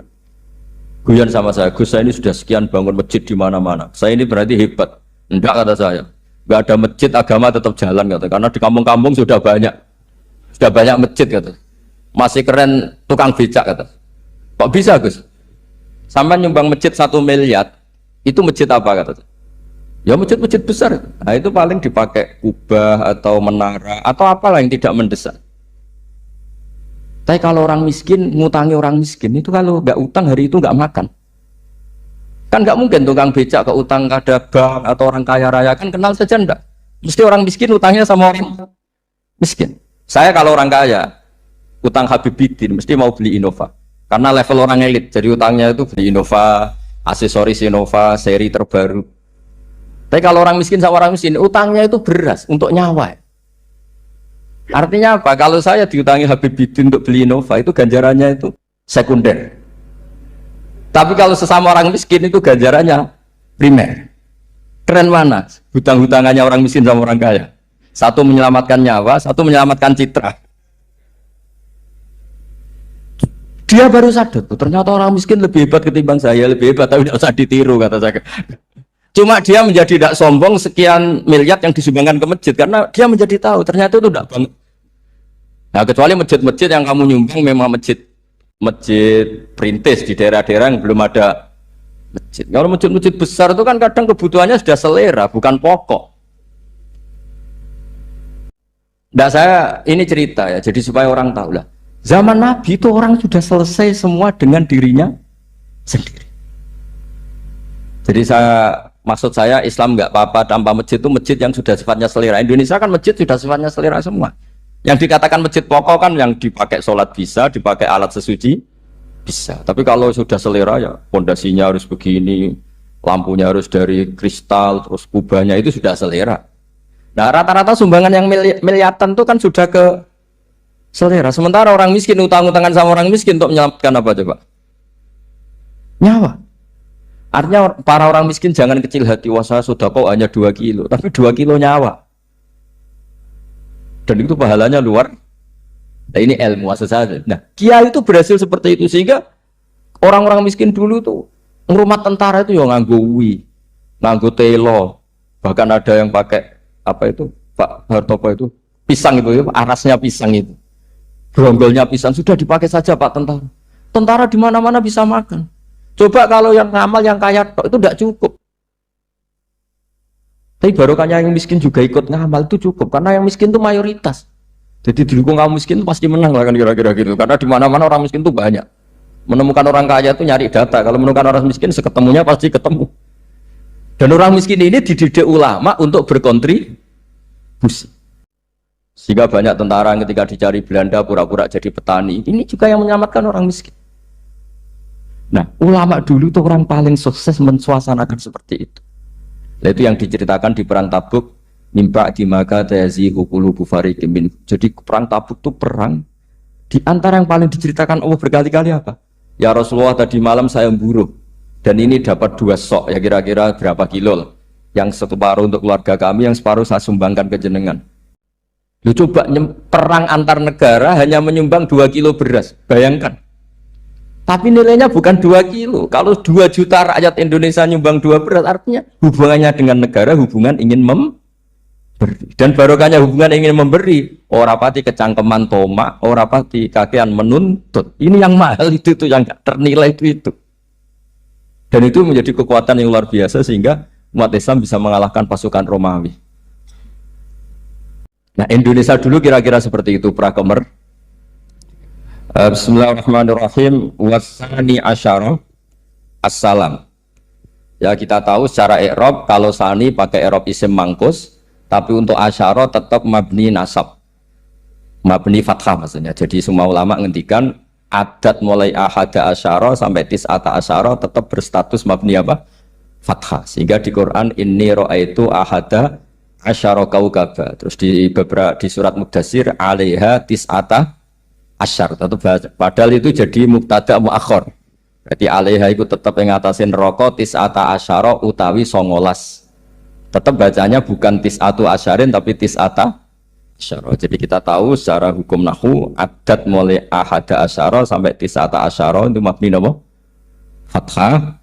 Cuma khusus sani asyar yang saninya ini berstatus mangkus karena ada yaknya itu. Wasani asyar assalam wa aqalluhu assalamu alaikum wal asoh jawazu salamun alaikum. Qultu al asoh al mansus la yujzi'u. Jadi ulama itu ya lucu. Yang satu bilang al-asoh boleh salamun alaikum tanpa al. Tapi kata Imam Nawawi, al-asoh harus assalamu alaikum. Sama-sama diklaim sebagai kaul paling apa? Asoh.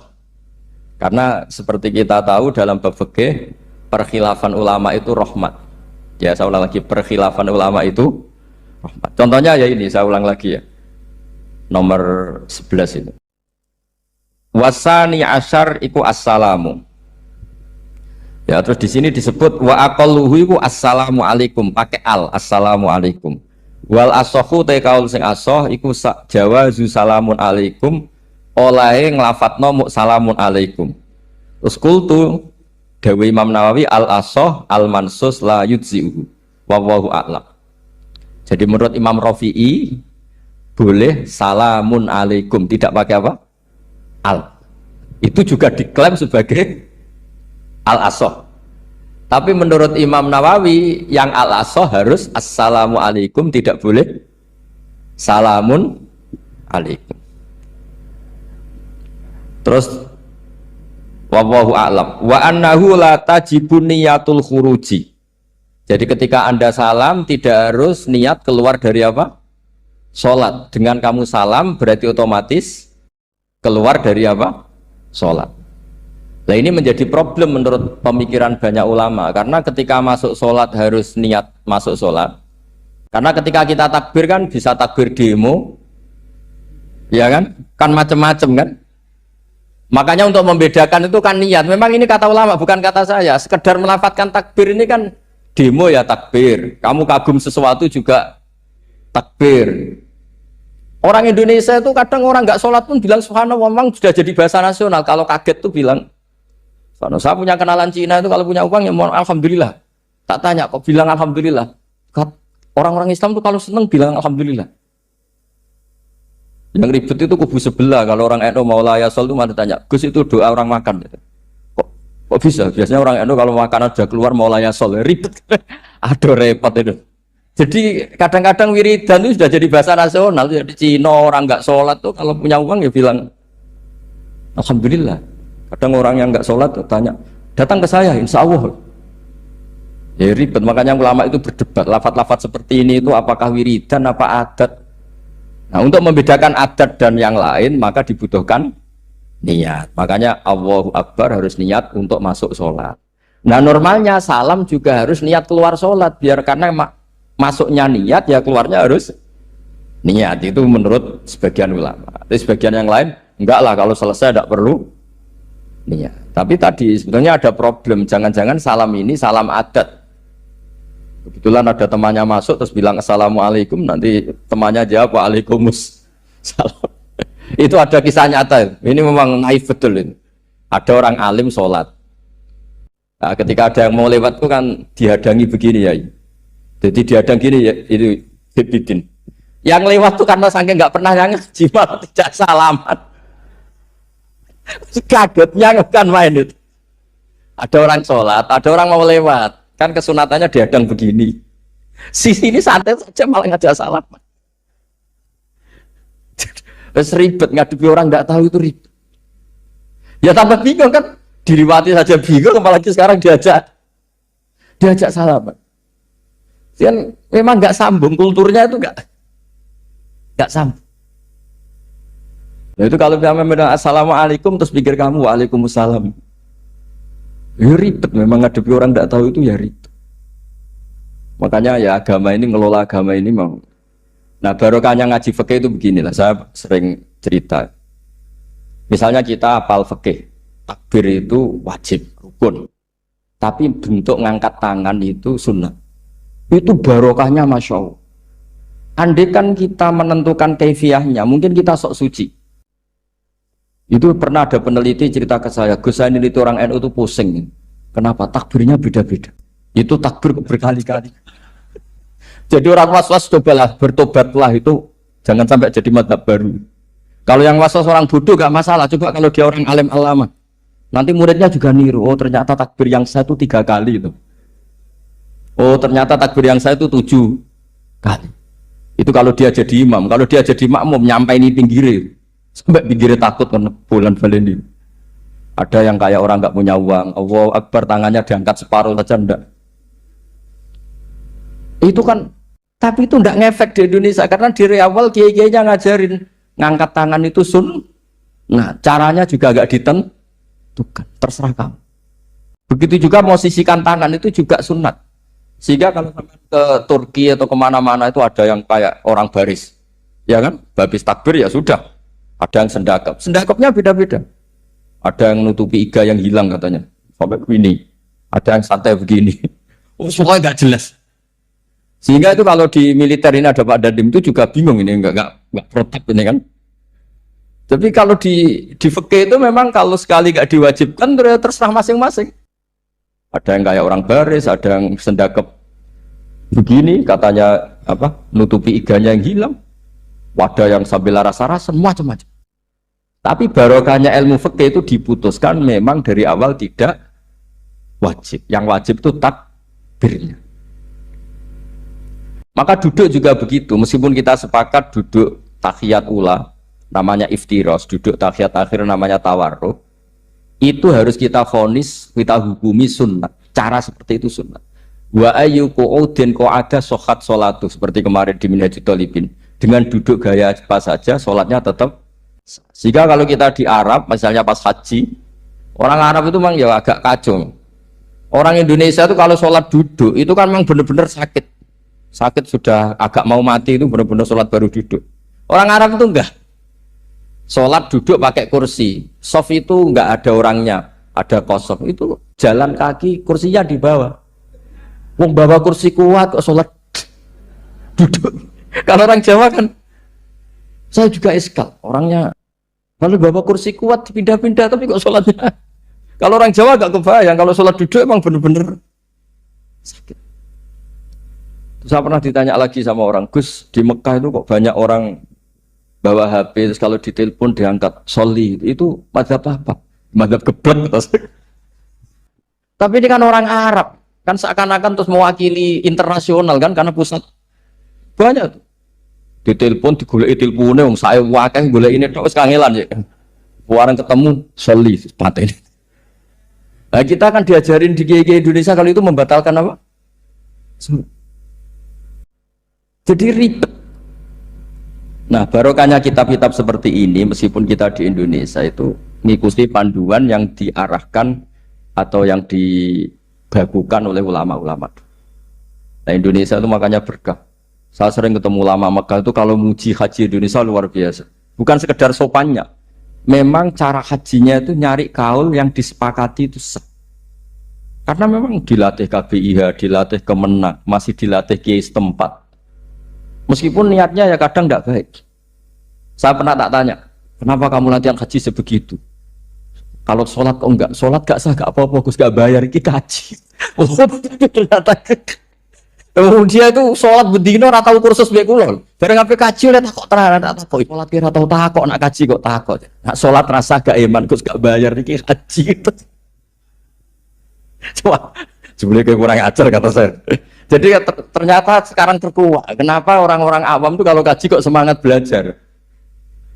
Semangatnya sama dengan sholat apa di bawah haji jauh sholat itu? Berpuluh-puluh tahun sholat itu dengan gaya yang nggak ada perkembangan. Tapi haji pisan langsung keren. Ternyata karena bayar ya. Apa perlu ditiru? Sholat harus bayar supaya ya itu alasannya itu. Haji rasa berat Gus, apa? Bayar Gus. Nak sholat rasa kok bayar wae maksudnya. Padahal kalau kita ngikuti as-sholat imaduddin, sholat dengan haji itu afdal mana? Afdal sholat, harusnya lebih serius belajar sholat ketimbang belajar haji. Tapi setahu saya nggak ada kan KBIS gitu. Kelompok bimbingan ibadah sholat. Jadi ini kritikan saya, semoga didengar ya. Cobalah.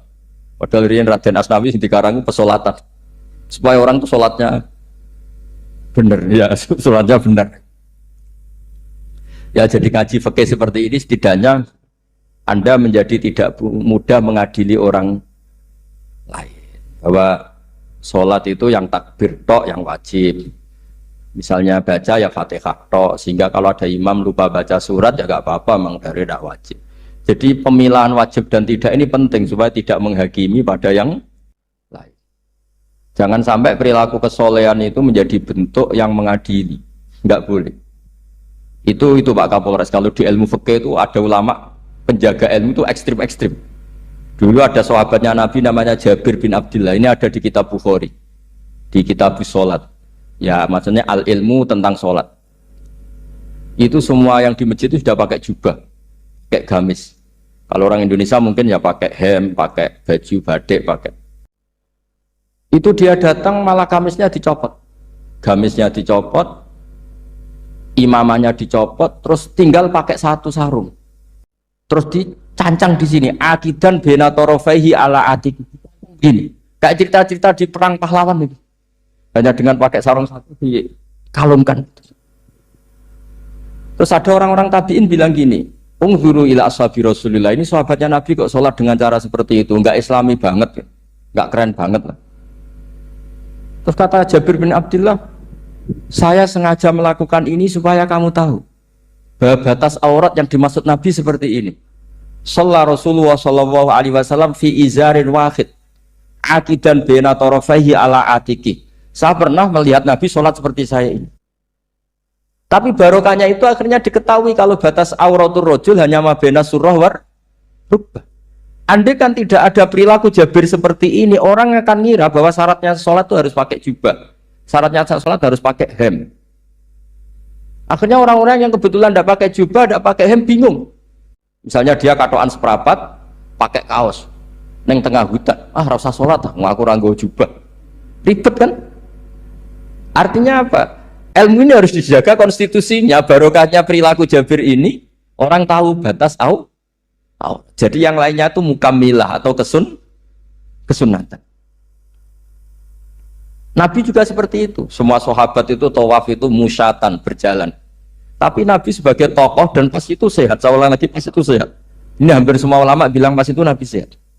Nabi malah naik unta. Itu kata Imam Nawawi dalam kitab Majmu', Nabi naik unta itu lebih afdol ketimbang yang jalan. Padahal trennya biqadrit tak. Karena apa kata Imam Nawawi? Itu menjadi konstitusi ilmu bahwa syarat sahnya tawaf tidak harus jalan. Andaikan Nabi saat itu kok ikut jalan, maka dikira di antara syarat sahnya tawaf harus jalan. Maka kita kebingungan ketika pakai kursi roda karena tidak punya rujukan hukum. Tapi barokahnya Nabi pakai berkendara, orang menjadi tahu oh itu berjalan itu tidak menjadi syarat sah. Berkendara juga boleh. Ya ada juga sahabat yang sengaja omong-omongan, maksudnya tawaf kan kudune meneng wiridan, tapi ada aja omongan untuk menunjukkan kalau ngomong itu tidak membatalkan tawaf. Sampai seperti itu ulama menjaga konstitusi. Makanya nyuwun sewu kayak kita ini yang anaknya tokoh, apalagi ini di sini ada Gus Albab, termasuk ada saya, yang anak-anaknya tokoh itu memang sudah harus mulai biasa lah.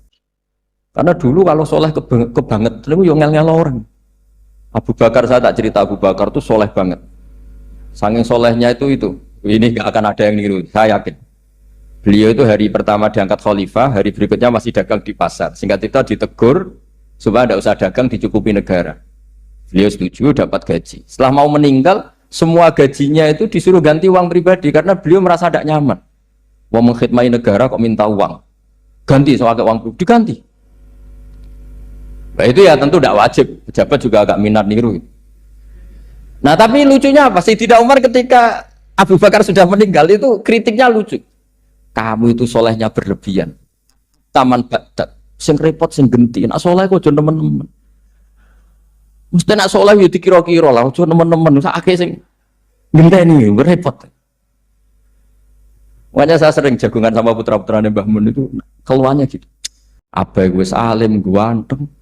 Ngaruhnya gede, diterima semua pihak, repot sing gede. Mengenai kalau nu khusnuzon, nak kiai kok pas-pasan, itu mesti wis dianggap strategi lah dengan cara seperti itu. Loh iya loh, kalau misalnya kita hanya Kapolres itu anak kita kan bisa Kapolda. Tapi kalau kita sudah Kapolri itu anaknya juga jadi Kapolda, belum kayak bapaknya kan. Jadi Kapolres belum kayak. Jadi kalau bapaknya hanya Kapolres kan anaknya masih gampang lah, nanti Kapolda sudah ngelangkai kan. Jadi kadang-kadang itu artinya ulama dulu itu hebat cara. Makanya kamu jangan kaya-kaya banget, jangan sukses-sukses banget. Kasihan anak kamu nanti ini. Kasihan. Makanya saya sebenarnya jadi kiai itu yang ingin bener-bener banget, tapi saya santriku lah kira-kira.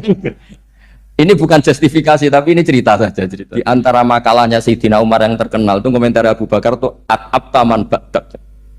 At-abta ngel-ngel no siro man ing wong ba'daka sausti siro. Kowe iku terlalu bener sing repot aku iki penggantimu. Enggak aku maksa soleh tetep ae ra koyo Abu Bakar. Maksa soleh nek ora mbok nek soleh kira-kira lah aja nemen-nemen gitu penggantinya itu. Ini cerita ya, jadi saya mohon. Nah, barokahnya itu juga kesolehan yang massal itu diakui oleh ulama. Termasuk begini misalnya nyuwun sewu, Nabi itu menyebut kesolehan itu ya termasuk wa fi buti ahadikum sodako, kayak ngeloni bojomu ya sodako. Ayati ahaduna syahwatahu wa walahu ajrun.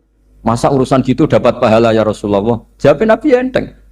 Alai salawadu aha fi haramin akana alaihi wisrun, kalau dia begitu dalam selain istrinya kan dosa. Ya berarti kalau sama istrinya ibadah, tidur ya ibadah, kumpul istri ibadah, bercengkrama sama keluarga ibadah. Akhirnya ulama bikin satu hukum yang luar biasa. Di antara hukum yang di kitab usul fikih itu begini. Mubah itu tidak ada. Itsmamin mubahin illa wa yatahaqqaqu bihi tarku haramimma Fa'il zamu minas sukun tarkul qatli wa minas sukut tarkul qadzaf wal ghibah. Sehingga kita ulama misalnya melihat orang kampung sekatokan seprapat neng omah ngomel mbek bojone, ngomel mbek anake, ini luar biasa karena tidak di diskotik, tidak di tempat-tempat yang seperti itu. Ana wong neng omah nglamun rokokan wis delok tikus liwat misal. Lumayan ra delok gambar porno. Itu ada ulama yang berpikir itu karena tidak ada sesuatu yang mubah kamu lakukan kecuali saat itu Anda meninggalkan kehara. Makanya kata ulama, mubah itu tidak ada. Karena saat melakukan mubah artinya Anda tarkul haram. Wa tarkul haram wajib. Berarti fal mubah wajib. Sehingga ulama misalnya sampean turu mulai barisan nanti subuh. Hadza taraka zina wa taraka sariqah wa taraka kadza wa kadza. Semoga malaikat pakai usul fikih itu. Nah, kalau malaikat pakai usul fikih itu kamu tidur habis isya sampai subuh, hadza tarakal ma'asi katsira. Nah, yang ribet kalau malaikatnya bagian khusuk. Hadza tarakat tahajud wa tarakal witr. Nah, kita semoga malaikatnya yang percaya pendapat tadi. Jadi ada dua pandangan, ada ulama mengatakan mubah itu tidak ada karena tidak ada orang yang sedang melakukan mubah itu pasti meninggalkan keharam. Makanya ini sirinya kenapa dulu kiai-kiai top itu sering jagungan. Orang tahu semua lah, Mbah Zubair sering jagungan, dulu Mbah Tur ya sering jagungan di depan Masjid Menoro. Karena ingin mensuasanakan bahwa untuk menikmati hidup itu tidak harus dengan kehara. Jagungan mbek konco ya seneng, gejul-gejulkan mbek konco ya seneng. Ini anggap saja perlawanan terhadap supaya tidak nikmati maksiat. Wa qudbu hadzal al-istidzad bil mubahat kata Imam Ghazali. Inti beragama ini adalah nikmati sesuatu yang dihalalkan oleh Allah Subhanahu. Coba ketika orang lain bisa nikmat kalau harus ke tempat-tempat maksiat, kamu cukup nikmat ketemu konco gojol-gojolokan zaman mondok podo melarate, terus diterusno saiki yo jek melarat atau cocokan melarat itu kan keren no? Keren. Sisi tok diusir mertuane, tok diusir IP ini terus cocokan. Ndak kowe piye Kang gak apa-apa sabar kabeh kodok-kodar wae Kang.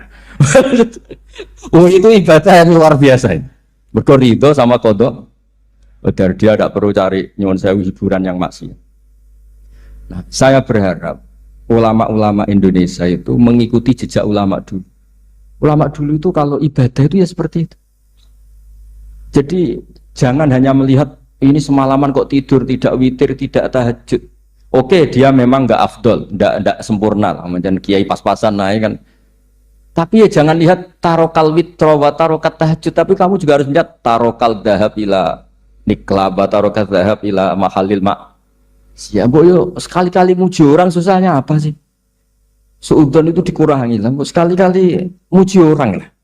Jadi kalau ada orang tidur hada tarokal maas, alhamdulillah, meskipun ya rada damu sih tarokal maasi wa tarokat toat, sudah agak apa-apa lah. Tapi lah di sini terus kualitas. Nah, dengan cara itu Anda bisa membaca Quran secara fasih. Wa min ayatihi manamukum billaili wan nahar. Loh, kenapa sekedar tidur kok dianggap wa min ayatihi? Di mana-mana ayat itu kan hal-hal yang luar. Ini tentang tidur saja kok dianggap ayat. Itu bisa dimaknai keren kalau Anda pakai kaidah usul fikih, yaitu dengan tidur berarti Anda meninggalkan sekian maksiat. Sehingga disebut wa min ayatihi manamukum billaili wan nahar. Nah, saya berharap konstitusi seperti ini jalan terus. Ya saya baca ya sampai salam selesai. Wa akmaluhu assalamualaikum warahmatullahi marroten yaminan wasimalan multafitan fil ula hatta yura khadduhul aiman. Tapi itu hanya akmal loh ya. Jadi ukuran paling sempurna kalau salam itu melengak ke kanan sampai dengan pengandaian ini bisa dilihat dari belakang. Tapi tetap saja itu ukuran apa? Akmal, tidak menjadi syarat. Jadi ya sampai melengak gini sampai kira-kira terlihat dari apa? Belakang. Tapi ukuran itu tetap akmal hatta yura khadduhul aiman. Wa fisaniyah saat terusnya alisar terus nawian assalam alaman an yamini wa yasari minal malaikati. Dia meniatkan salam itu kepada orang-orang di sisi kanannya mulai malaikat dan manusia dan jin. Wayan wil imamu assalama alal muqtadin wahum arrodda aleh wahum yanwauna napa arrodda aleh. Jadi wahum yanwuna arrodda aleh. Jadi imam niat salam untuk makmum Makmum niat membalas salamnya apa? Imam. Tapi itu saya ulang lagi hanya akmal. Terus asal isya asar tartibul arkan kama dzakarna. Jadi pentingnya, jadi jangan kira terus ngaji kalau wasunanuhu wa akmaluhu tidak penting, itu penting sekali. Barokahnya status akmal dan sunnah ini kita tidak mudah menvonis orang lain karena kita tahu ibadah itu hanya berstatus sunnah. Coba kalau nggak ada ketentuan itu, kita akan mudah menyalahkan orang. Salam kok orang melengak belas itu sholatnya sah atau orang. Padahal dari awal melengak itu statusnya hanya sunnah. Kemudian untuk penutup supaya ini clear ya, saya pernah baca di Syarah Bukhari yaitu Fathul Bari. Nabi itu kalau setelah salam itu mukbilan biwajihi alal hadirin. Jadi Nabi langsung menghadap ke timur. Andikan Indonesia menghadap langsung ke timur. Tapi uniknya para syurahul Bukhari itu menganggap itu tidak satu sunnah yang tidak jadi satu sunnah yang permanen. Tapi kata para syurahul hadis, siapapun boleh melakukan gerakan yang bisa memaklumatkan kalau sholat itu selesai. Saya ulang lagi ya, jadi Nabi menghadap ke timur, kalau di konteks Indonesia, itu sebagai bentuk maklumat, ini loh sholat saya sudah. Karena takutnya apa? Orang yang dari jarak 2 kilo, 3 kilo ingin makmum sama Nabi, andai kan Nabi tidak menghadap ke timur, tetap posisi seperti sholat menghadap ke kiblat, maka orang dari luar mengira Nabi fi sholatin. Ya, Nabi masih dalam. Bahayanya apa? Kalau orang ini langsung takbir usolli fardhu zuhri, misalnya makmuman, ternyata Nabi sudah sholat. Berarti sholatnya nggak sah. Kenapa? Irtibatus sholat atau robtus sholat biman huwa laisa fi sholatin. Dia menggantungkan sholat dengan orang yang sudah tidak. Dan itu bahaya sekali. Masa kamu sholat makmum sama orang yang sudah tidak? Nah, semenjak itu terus ada aturannya ulama. Siapapun yang jadi imam harus memaklumatkan diri dengan cara apa saja supaya menunjukkan kalau sholat itu selesai. Makanya adat kiai-kiai kita tetap menghadap kiblat tapi namanya astagfirullahaladzim. Itu sebetulnya memaklumatkan. Loh, nak niat banter nyentuh pangeran usah istighfar gianre gak sopan blas astagfirullahaladzim. Itu sebetulnya itu memang maklumatkan iki lho jong salatku wis bar. Nah, apa makmum masbuk sing ijek sholat atau cuma makmum aku gitu. Ada yang separuh-separuh, ya tidak madhep wetan, madhep kulon, madhep ngalor. Itu ya sedengan, maksudnya sedengan. Karena memang kata Syurahul Bukhari butuhnya itu apa? Imam punya gerakan yang menunjukkan kalau sholatnya itu selesai supaya nggak dikira fi sholatin, kemudian ada yang ya clear ini ya. Jadi tidak perlu diperdebatkan kenapa sih ada yang menghadap timur, ada yang menghadap ke utara, ada yang tetap menghadap ke kiblat. Itu nggak perlu diperdebatkan, itu semuanya ada ilmunya, yaitu filosofinya apa? Ada gerakan yang menunjukkan kalau dia sholatnya selesai supaya tidak ada yang ikut. Sekali ada yang ikut berarti nanti apa? Robtus sholati biman laisa fi sholatin, yaitu menggantungkan sholat dia dengan orang yang hakikatnya sudah ada.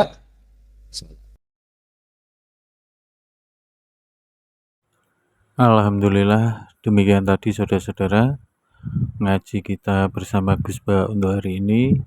Semoga pengajian kita hari ini bermanfaat bagi kita sendiri, berkah barokah bagi kita semua yang hadir di sini. Amin amin ya robbal alamin. Terima kasih. Sampai jumpa kembali di pengajian Gus Ba selanjutnya. Wassalamualaikum warahmatullahi wabarakatuh.